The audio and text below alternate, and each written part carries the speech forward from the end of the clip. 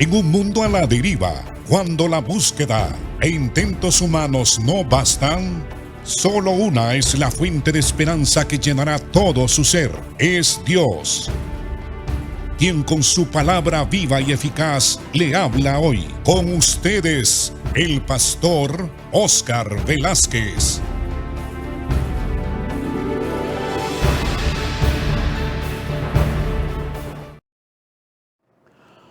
Amados hermanos, Dios les bendiga. Seguimos hablando sobre el tema de las relaciones, es decir, cómo debemos de relacionarnos en la iglesia local con los hermanos y hermanas, con las autoridades de la iglesia. Cómo debemos de relacionarnos con el cónyuge, en el hogar, con los hijos, o en el trabajo, con los compañeros de trabajo, o con los amigos y los vecinos.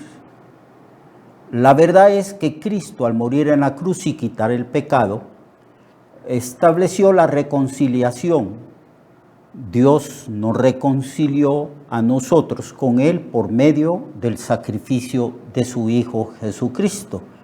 Pero también estableció la reconciliación con el resto de la humanidad.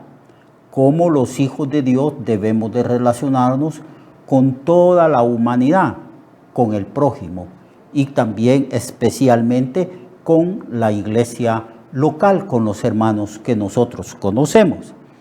Y estamos hablando de cómo se deben de relacionar los que ejercen autoridad en la iglesia con el resto del cuerpo de Cristo. Cómo nosotros que tenemos autoridad podemos relacionarnos con aquellos que están bajo nuestra autoridad. Entonces, estamos hablando de la cuarta manera de ejercer esa autoridad y cómo relacionarnos con esa autoridad para con los demás hermanos. Las autoridades de la iglesia deben de creer que los miembros pueden hacer lo que se les manda a hacer. Es decir, el que ejerce autoridad debe de tener confianza que aquellas personas que están colaborando en la iglesia para ejercer un ministerio pueden hacerlo. Jesús enseñó a sus discípulos, les enseñó por precepto. Él les hablaba mucho, les enseñaba cómo se hace la obra de Dios. Él procuró siempre llevarlos a la madurez, procuró corregir defectos de carácter que tenían ellos. Él los animaba, les enseñaba, no solamente por precepto, no solamente por palabras, sino que también les enseñaba por el ejemplo. Ellos andaban con el Señor y veían cómo el Señor hacía la obra de Dios. Así que aprendieron de las dos maneras, por la enseñanza, por las palabras que brotaban de la boca de Jesús y por el ejemplo que Él les daba. Así que tenían un excelente maestro. Pero Jesús, cuando vio que ya eran capaces, los soltó. Es decir, les dio enseñanzas prácticas.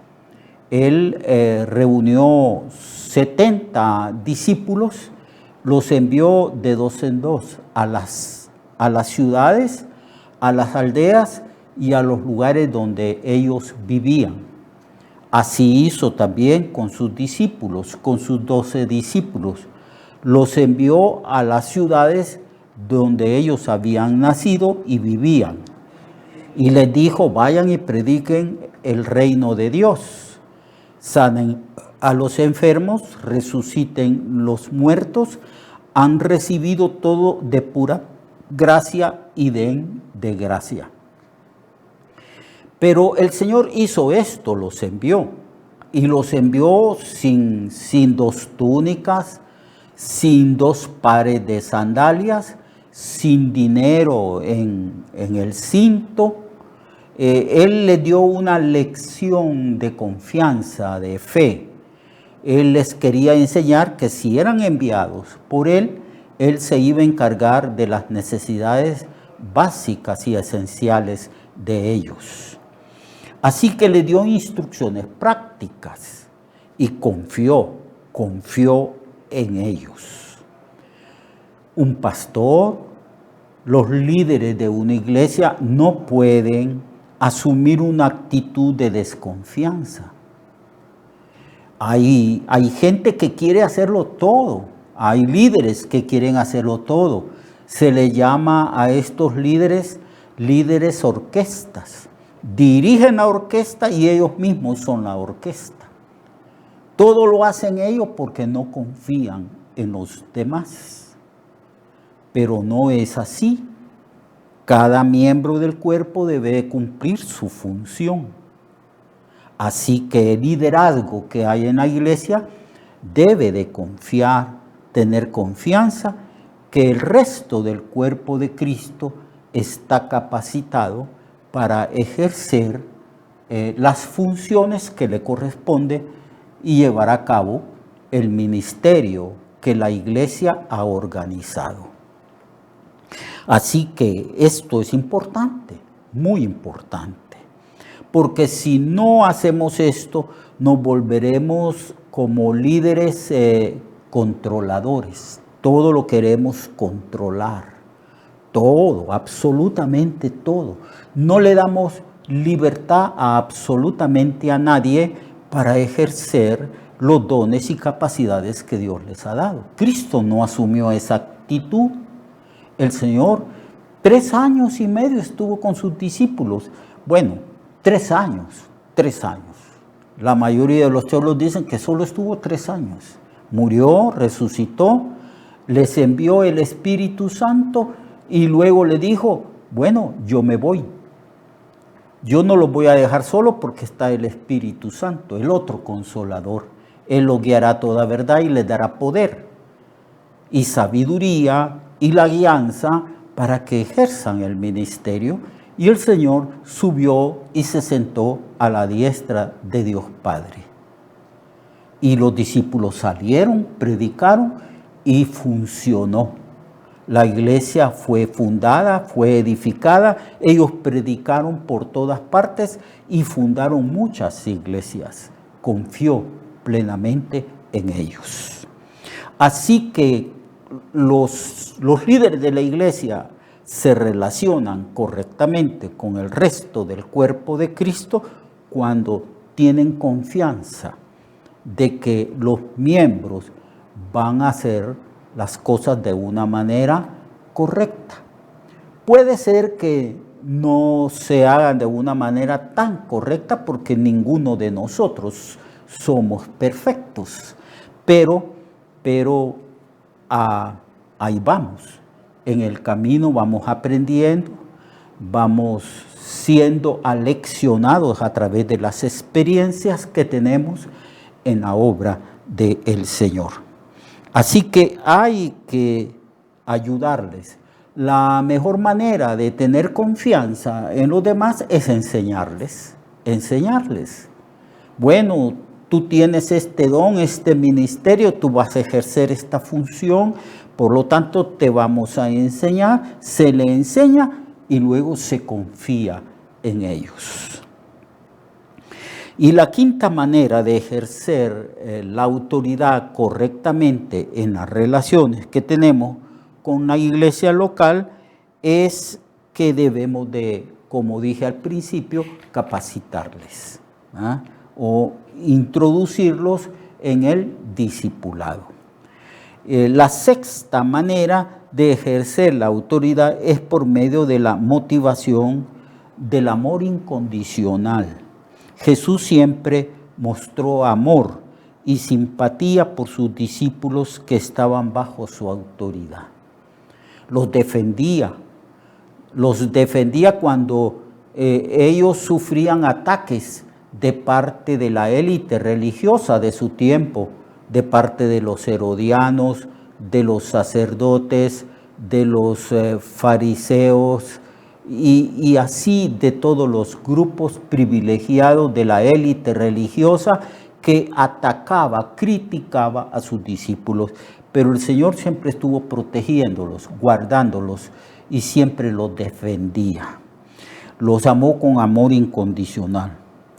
Por más graves que fueron los errores de sus discípulos y las faltas de ellos, Él siempre los amó, los perdonó, los alentó a seguir adelante. La autoridad ejercida con amor hace que los demás respondan con lealtad, con gran entrega y dedicación y con gran diligencia. Cuando los hermanos saben que sus líderes los aman y los aman de una manera incondicional en el amor del Señor, entonces ellos hacen las cosas, están motivados porque se saben que son amados, son alentados, aupados a seguir adelante. Y que si cometen algún error, entonces confiesan su error y ellos son perdonados y se les dice, levántate, sigue adelante. Esa es una manera correcta de motivar a los demás y es la manera correcta de relacionarnos para que no hayan divisiones, desavenencias y para que cuando se planifique el trabajo de la iglesia se cumpla a cabalidad. Porque la gente está muy, pero muy motivada, porque recibe esa motivación de parte del liderazgo de la iglesia. La séptima manera de ejercer la autoridad es por medio de la motivación de la recompensa y el reconocimiento. Cristo nos promociona. Nosotros empezamos de abajo y vamos subiendo escalón por escalón. Vamos hacia la cima, Empezamos dando pininos en el servicio del Señor, pero el Señor nos alienta, nos recompensa, nos bendice, nos promociona. Buen siervo y fiel, en lo poco me has sido fiel, yo te pondré en lo mucho. He ahí la promoción. Y esa promoción no solamente es allá, después de la resurrección, está aquí, comienza aquí. Vemos a Moisés que estaba pastoreando las ovejas de Jetro, su suegro, y que él decía que no podía cumplir con el mandato del Señor porque era mudo, porque no podía, y puso un montón de excusas. Pero el Señor fue dándole confianza, fue promoviéndolo, de tal manera que Moisés se constituyó en el más grande líder, guía, pastor del pueblo de Israel. Así que necesitamos que nos animen, necesitamos que se reconozca el trabajo que hacemos y que necesitamos que se nos promocione y se nos recompense en esta vida. La mayoría de los hermanos en una iglesia local hacen el trabajo ad honorem, es decir, a nadie se le paga, excepto a las personas que están a tiempo completo. Por ejemplo, hay iglesias que tienen un pastor y un copastor, o hay personas que trabajan en las oficinas de la iglesia y que reciben un salario. Pero la mayoría de los líderes, la mayoría de los miembros de la iglesia aman al Señor y sirven al Señor gratuitamente. No tienen salario. Entonces, ¿cómo mantener motivada a los hermanos de la iglesia que no reciben salario, que no tienen la motivación del salario? ¿Cómo? Bueno, reconociendo su trabajo, recompensando. Jesús recompensaba en la vida, recompensaba a sus discípulos. Nosotros debemos de reconocer, premiar y reconocer públicamente el trabajo de los miembros de la iglesia. Es necesario, es necesario. Aunque puede ser que nadie reconozca mi trabajo, eso no me va a desalentar a que yo deje de trabajar, porque soy siervo de Jesucristo y estoy para agradar a Cristo, no a los hombres. Estoy para agradar a Cristo y no a los hombres. Pero lo correcto en la iglesia es que nos animemos los unos a los otros, que reconozcamos la labor, el trabajo que hacemos. Por ejemplo, los maestros y maestras de la escuela dominical, los que ejercen ministerio a favor de los niños, de los adolescentes, de los jóvenes, de los adultos y de los ancianos. A todos esos que trabajan en la obra del Señor, hay que reconocer su trabajo, respetarlos, honrarlos, porque están trabajando en la obra de Dios. Y lo están haciendo no porque tengan algún tipo de salario, no. Y por lo tanto, ¿cómo hacer para que ellos continúen motivados? Reconociendo su ministerio, su trabajo, dándole honor a ellos, dándole reconocimiento, felicitándolos. Una madre, un padre de familia se acerca al maestro y a la maestra de la escuela dominical y le dice: hermana o hermano, lo amo, reconozco el trabajo que usted está haciendo a beneficio de estos niños y a beneficio de mis hijos. Y amarles, respetarles, tenerlos en grande estima y en gran honor. Entonces, eso es importantísimo para que la iglesia esté siempre motivada. Debemos de reconocer, en algunas iglesias hasta se premia de alguna o de otra manera públicamente el trabajo de los que están en la obra del Señor. Bien, entonces aprendamos a motivarnos los unos a los otros.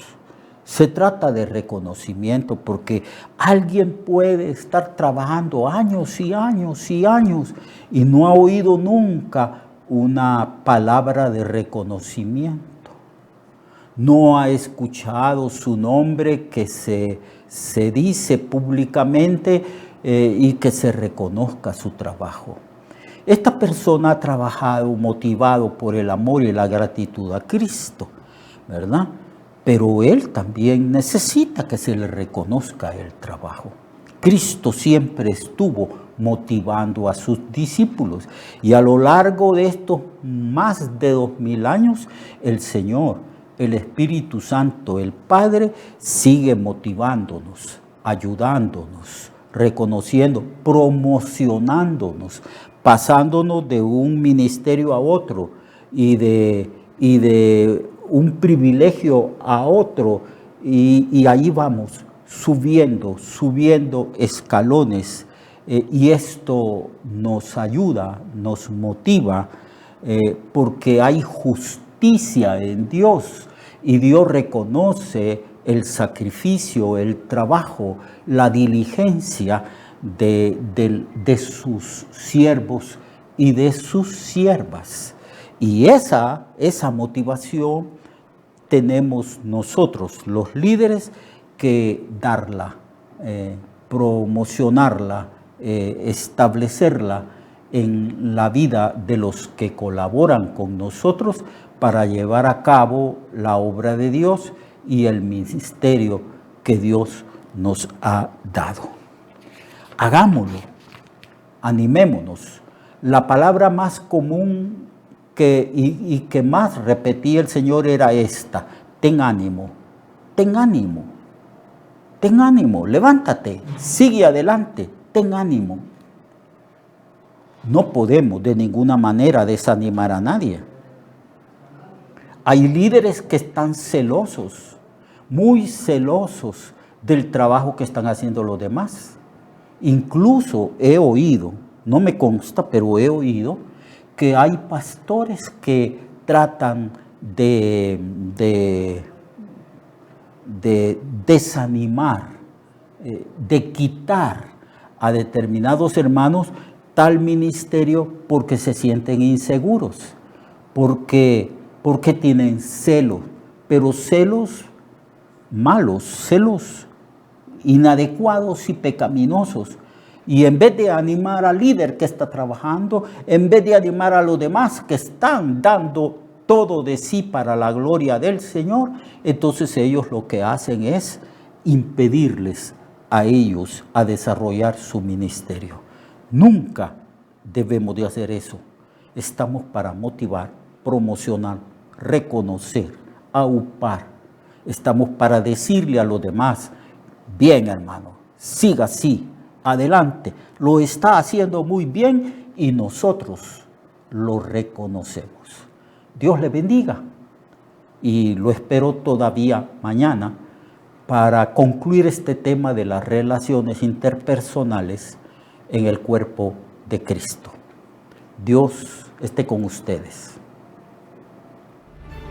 Recuerde que su vida puede cambiar y mejorar, porque la palabra de Dios es viva y eficaz, y más cortante que toda espada de dos filos. Hebreos 4:12. Nuestra oración y deseo es que esta palabra predicada lleve mucho fruto. Le esperamos en el próximo programa, a esta misma hora y en esta misma estación. Esta es una producción de Ministerios Reflexionarte, en colaboración con Sirkenu Network. Sus comentarios son bienvenidos. Escríbanos al correo reflexionartehn@gmail.com o al 504-9802-6186. 504-9802-6186.